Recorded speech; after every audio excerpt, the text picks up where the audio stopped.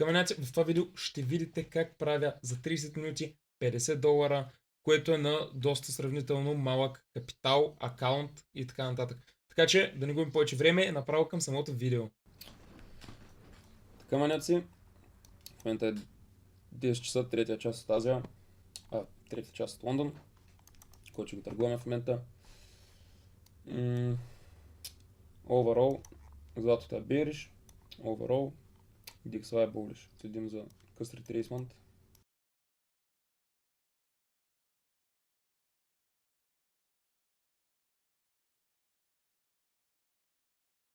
Коя е идеята тук? За продължение надолу до тази ликвидност бих искал този едночасов кендъл да overextend нагоре. Тук да завържем някаква market structure shift посредством DXY, да тръгнем леко надолу. Нека видим някакъв килейл тук. Някъде да е тук, може би. И ще следим за Market Structure Shift заедно с XLSD и DXY. Така че в момента само чакаме. Доста добре, между другото, тръгва нагоре, което е доста добре.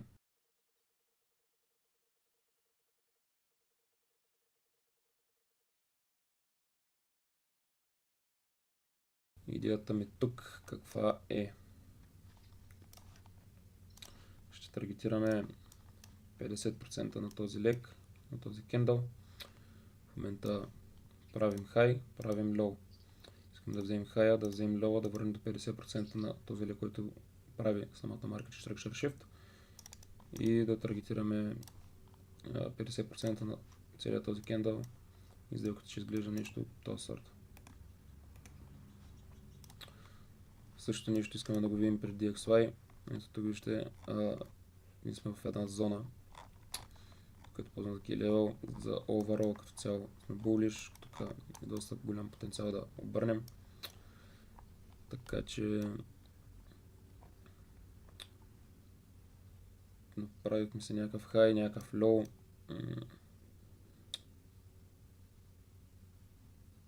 Малко е гадна структурата да го гледам от тук, така че ето тук се оформя страхотно.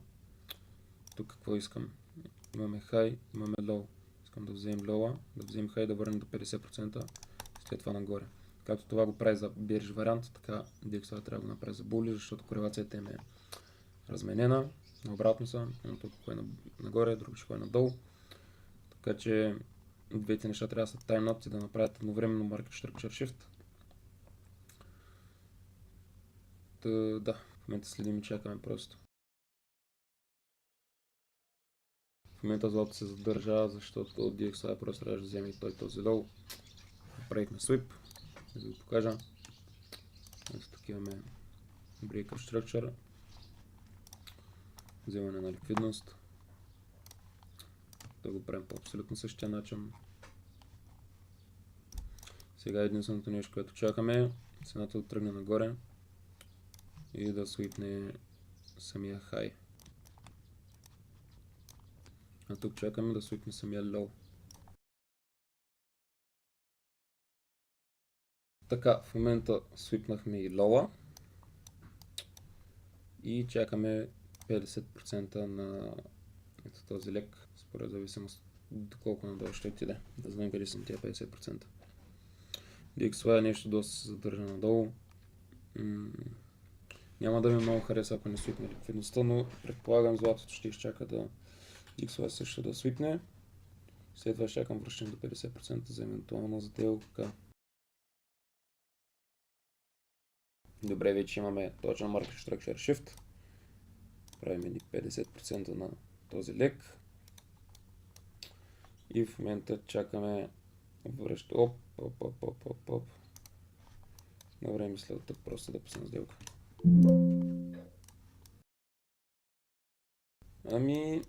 Искам се малко по-надолу да таргетирам, но тук мисля, че е доста добра зона, до която е доста по-възможно да отидем. Аз не обичам много големите рекстори вордове, защото по-вероятно да се губи по-често, отколкото да се печели. Да, хубави са големите рекстори вордове, примерно 1 към 3, 1 към 4. Обаче, колко пъти ситуациите и от трейдовете ще се получи това нещо. По-често се получават 1 към 5. И така с консистенси и с половина бъл също и самата психология. Това ти храни като цяло егото, задоволява да допамин и така нататък, като виждаш, че печелиш сделки акшеле. Колкото по-често печелиш, толкова по-добре се чувстваш след печалба. Докато при големите ресторери да печелиш доста по-рядко, губиш доста повече. И като губиш, следователно се преба психиката и е малко тегъл като цяло. Така че, общо взето, си харесваме този ресторелърт. 1,5.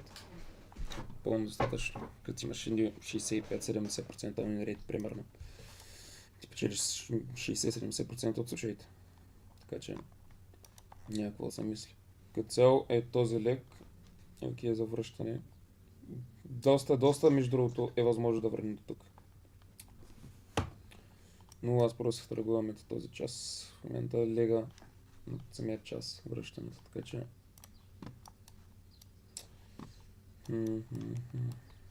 Тук обаче не взимаме хая, което е малко странно. Са възможни няколко варианта. Златото просто да отиде да вземе тази зона, да се върне до 50%, докато DXY пъмпне, вземе хая, след това върне той до 50% и тук следователно ще имаме Electric Trace и след ретрейса, всичко като е завършен този Market Structure Shift, DXY ще пъмпне нагоре, а златото просто ще дойде до тази зона ето тук. Да, както става в момента, може би. Да, абсолютно. Само, че единственото нещо, което се промени е, че не взехме тази зона, просто изчекваме. Добре, сега ще имаме някакво връщане заради самият DXY, защото е хубаво да се върне до 50% до зоната. Не мисля, че е някакъв огромен ретрейсмент, така че няма смисъл от притеснение и така нататък. Това overall няма смисъл от притеснение. Ако всичко ти е по критерии както трябва, или ще стане, или няма да стане. Но ти знаеш, когато си консистенси, това дългосрочно работи. Така че let him cook. Малко тегаво се получава в момента, защото в принцип тик профита, ето, 1 към 2, перфектно се изпълнява. Обаче, за да се гони ръското рeward, сложих по средата на тази зона.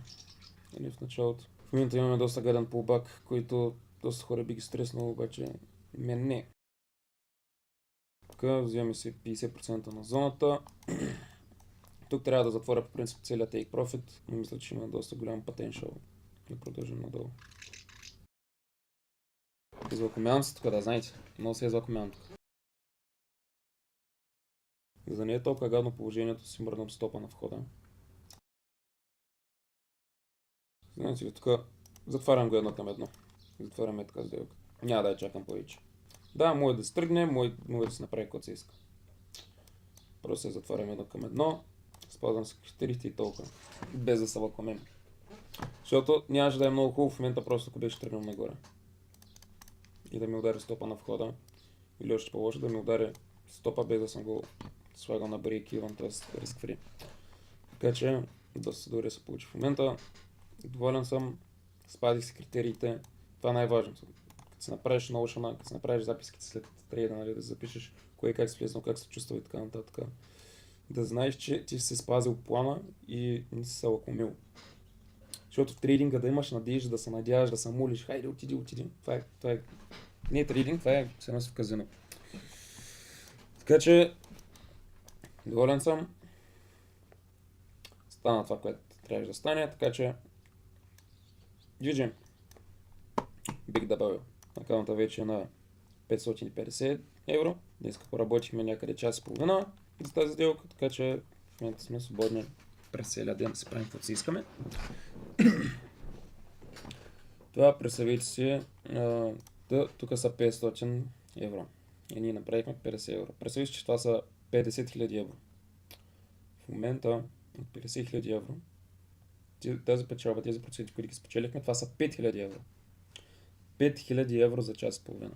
Разбира се, на 50 000 евро акаунт няма да търгуваме, няма да играем с 10% риска, ще играем с 1%. Който 1%, това са ви 500 евро за час и половина. От 50 000 евро акаунт. Разбира се, може да разходите с 3%, с 5%, с колкото си прецените. Просто ви казвам, че е важно как мислите, без значение колко са парите. Следят са процентите. Колко процента правите, какъв е win rate и така нататък. Парите са само средства. Приключваме това видео за сега и се видим другия път. Айде!